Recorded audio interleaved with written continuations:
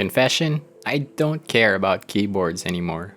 Okay, that's hyperbole. I still care, but there has been a change. Nothing about the hobby really excites me anymore like it did back in 2020 and 2021. Back then, I would see the latest hot new thing and I would always think to myself, I want that. But now, nothing does that for me. I don't even watch any keyboard content on YouTube anymore. Combine that lack of interest with the fact that overall I lose money making these videos, and it puts the whole future of this channel in limbo. I've said this kind of thing before in a community post and on my private social media, but I think this is the first time I'm saying it in a YouTube video. I joined the QK65 group by in early April strictly for content purposes. I paid 10,050 Philippine pesos for it, which is now the most I've ever spent on a bare bones keyboard. The plan was to make a video or two with the board and then immediately sell it off at cost. I've learned the hard way that I should probably not be buying in stock or readily available boards to make videos on. When I eventually try to sell them off, I end up losing money because of course, no one's going to pay full price for a second-hand board when a brand new version is readily available. So it's just not sustainable for the channel. I should stick with group buy boards, but I haven't really planned well for this. I don't have any more keyboards incoming. I probably should have joined something else.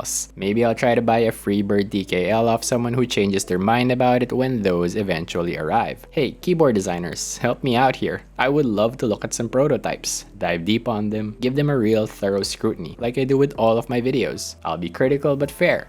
Promise. But back to the QK65. The worst case scenario for this board for me is that I like it so much that I will not want to sell it. Is it that good? Let's find out.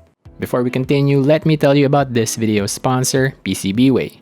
PCBWay is your one-stop destination for not just everything PCBs, but now any electronics product you can dream up. From conceptualization with a mock-up model, to design, component procurement, manufacturing, testing, and assembly, PCBWay can do it all. When you're ready to get started, head on over to PCBWay.com and fill out their quotation form and be on your way to turning your dream project into reality.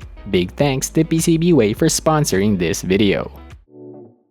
The QK65 is an aluminum, gasket-mounted 65% custom keyboard from QwertyKeys, the budget sub-brand of Lab, the makers of the beloved Jelly Epoch and Mr. Suit keyboards. The aim seems to be to bring as much of the greatness of those two venerable boards at a budget price. For a hot swap QK65 with just one plate, you're looking at a $159 price tag, but it might differ depending on your region. Here in the Philippines, the price converts to around $180 to $190 depending on where the exchange rate is now. It's been plummeting. Whatever currency you're spending, you're getting a complete kit, including a set of Lab stabilizers. I picked the black chroma colorway with just the palm plate. I decided not to get any other plates because ClackBait already has a pretty comprehensive comparison of the different plates for this board. This keyboard's design is disappointingly unassuming. It's something that I guess I should have anticipated. I really wanted this board for that fancy multicolored chroma weight, and it is a strikingly beautiful accent piece, but during normal use the weight is invisible as it resides on the underside of the board. From the top, it just looks like any other aluminum 65%, nearly indistinguishable from something like a Savage 65 or Pizza 65. I know this isn't exactly new or exclusive to this board. Decorative undersides have been a thing forever, and this does point to the fact that people like them. But personally, I guess I don't. I just find it pointless. Photo shoots for social media are nice, and you can just display the keyboard upside down, but I guess what I value above all is in-use looks. And I know that there isn't really much you can do in the way of design flourishes on the top of a layout like this, since there isn't any empty space like you'd get on a TKL or on something like the QK68 Aurora layout, but it has been done. You could remove some keys to add some kind of badge, although I'm not super fond of this look. You could also do accent pieces like on the Mo 65 or the Box 75, but maybe that would have pushed the price up too far. Ultimately, it comes down to your own personal preference. But keep in mind that this is still on the budget end of the custom keyboard price spectrum.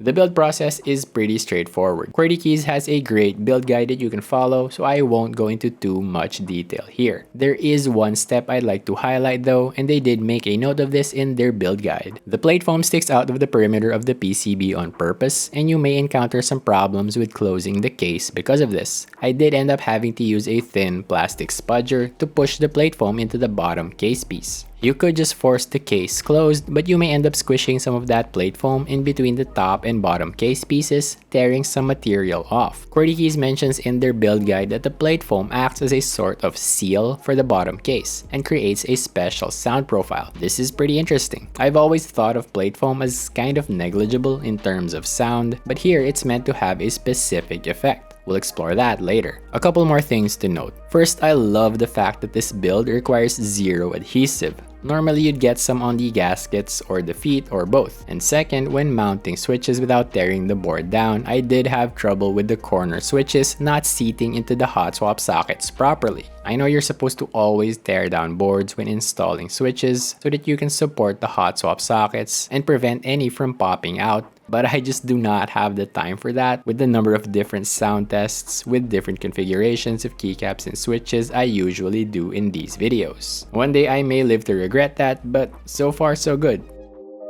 There is a lot of room to customize on this board, and as much as I would love to explore every little thing, that would just take way too much time and effort. So I decided to pick just 4 components of interest: the PE sheet, gasket type, silicone slab, and plate foam. In order to explore the effect of each of these 4, we'll need a single baseline sound test. Here's how I set it up. GMK laser for keycaps, Gateron Milky Yellow Pros for switches, no standoffs, no PE sheet, no silicone slab, yes Poron plate foam, yes Poron case foam, and finally the short gaskets. For each comparison, we'll be modifying just one of our 4 components of interest to see what effect that component has on sound. The rest of the parameters will stay the same. First up, the PE sheet.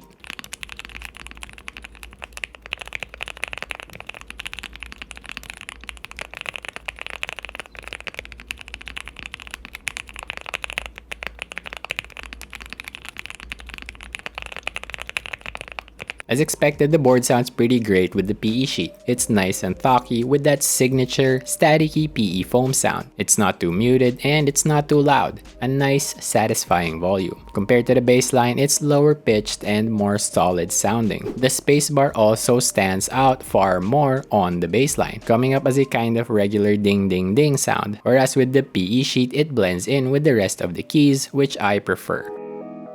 Next up, the gasket type. We've got 2 types to choose from: the short gaskets, also referred to as gasket socks, and the long gaskets, also referred to as gasket jackets. The former is meant to offer a softer typing experience than the latter.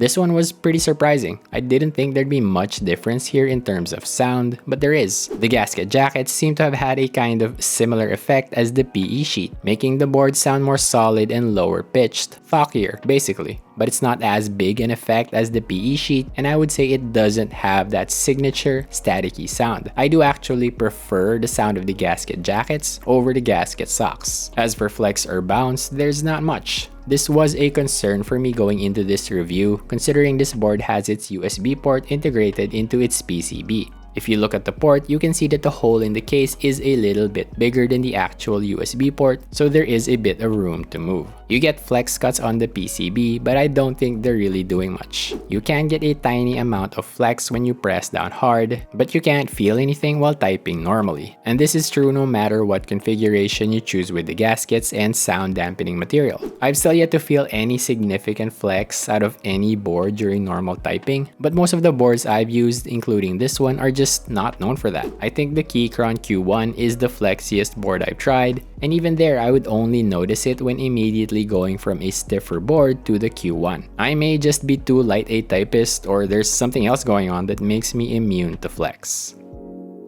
Next up, the big ol' silicone sound dampening slab.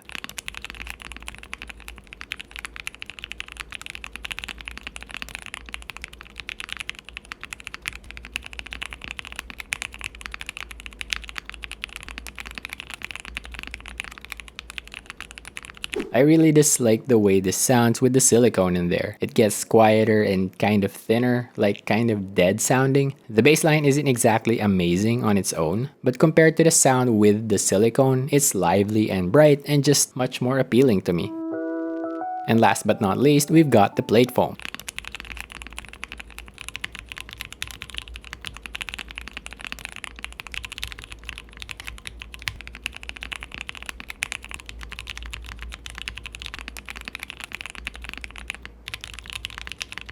The omission of the plate foam has introduced some rather unpleasant metallic pingy sounds. Strangely, it's very prominent on specific keys including U, M, and Escape.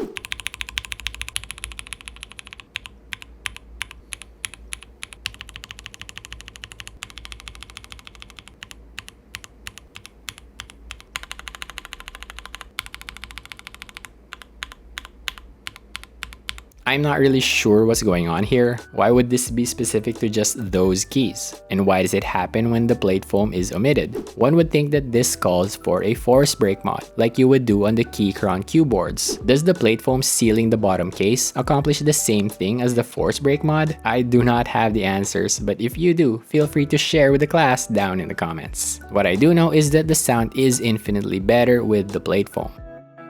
I'd like to do one last comparison, but this time we're pitting the QK65 up against my only other 65%, the R1 KBD67 Lite. We'll compare with both the long gaskets and the short.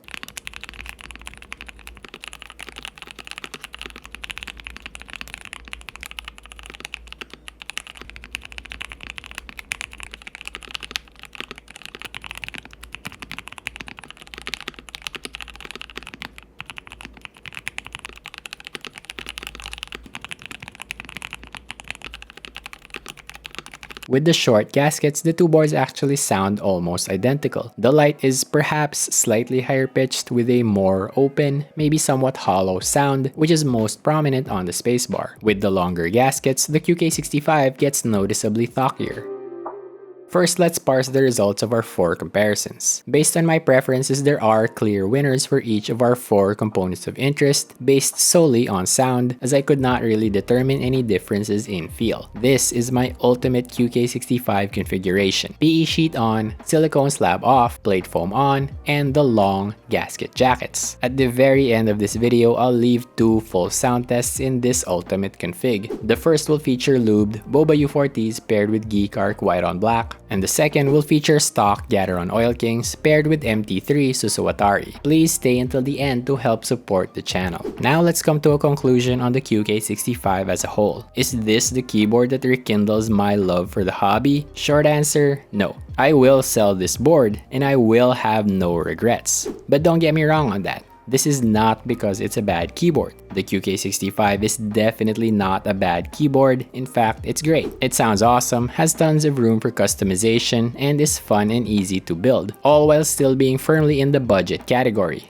I just find it lacking in the looks department as well as in flex. It also doesn't really bring anything that my KBD67 Lite cannot. In my opinion, the Lite's transparent case is more visually appealing than the generic black aluminum slab that is the QK65. Yes, when you flip them upside down, the QK65's gorgeous chroma weight demolishes the Lite with its Comic Sans looking logo. But like I said, I don't care how my keyboard butts look. In terms of sound, they're really not that far from each other. You can make the QK65 talkier with the long gaskets and the PE sheet, but I imagine you could achieve the same thing on the Lite by adding a PE sheet or doing the tape mod.